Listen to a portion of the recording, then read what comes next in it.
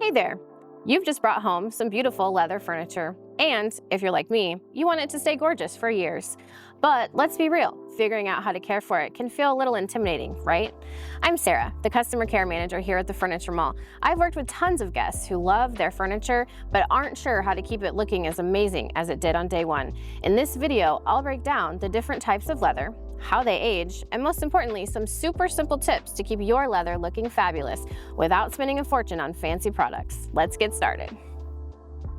Before we dive into the different types of leather there are, let's first go over some background information. First, it's important to know that all types of leather age. It does come from an animal hide, and it ages just like our skin does. While there are varying degrees of aging based on type of leather, it will happen nonetheless. Factors like sunlight, heat sources, humidity, and even the oil from our skin and hair can all affect how leather can age. For example, if a leather sofa is near a window or heating vent, you may notice cracking or fading over time. A term we like to use in our industry for this process is called patina. Patina is the change in color and texture over time, similar to how a baseball glove fades. Some people find this look desirable, while some don't. Regardless of your preferences, proper maintenance is essential to prevent additional wear and tear, such as discoloration, staining, peeling, and cracking. Now, let's talk about the types of leather and which is a good fit for you. The three most common types of leather are aniline, semi-aniline, and pigmented leather. Each of these has different attributes that are best suited for different people based on their lifestyle. So let's start with aniline. Aniline leather is considered the most pure form of leather. It has minimal processing done to it. The color is going to vary more across the furniture piece because it will develop a stronger patina. And the texture is going to be more soft and supple than the other types of leather on this list. There's a lack of additives. This does mean it has little to no protection from the elements. It's more sensitive to heat, dryness, and moisture. Because of this, you will need to clean this type of leather at least once a month. When cleaning, ensure you're drying the areas as it is more susceptible to moisture. While this may seem tedious, aniline leather can last 3 to 4 times longer than fabric upholstery if properly cared for.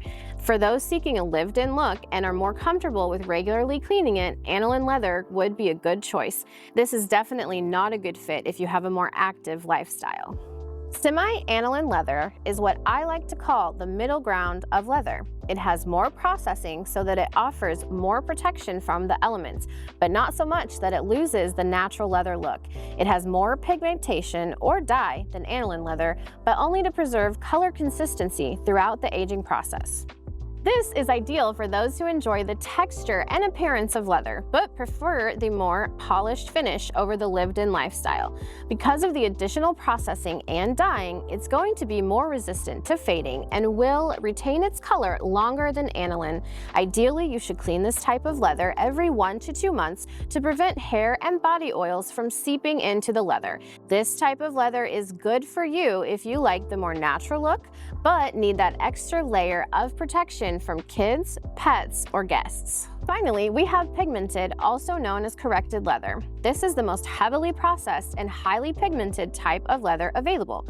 This leather stands out for its wide color options paired with a consistent texture.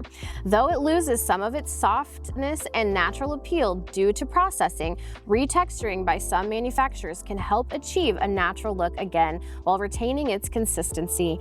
But it's far more resistant to the elements, kids, pets, and guests. Cleaning is not as high of a priority for this type, but it's good to clean every couple of months. If you want a more affordable option for leather furniture, need protection from the elements, and don't have the time to clean your furniture regularly, then I would suggest pigmented, also known as corrected, leather. So what is the key takeaway? Leather furniture can last a lifetime with the right care.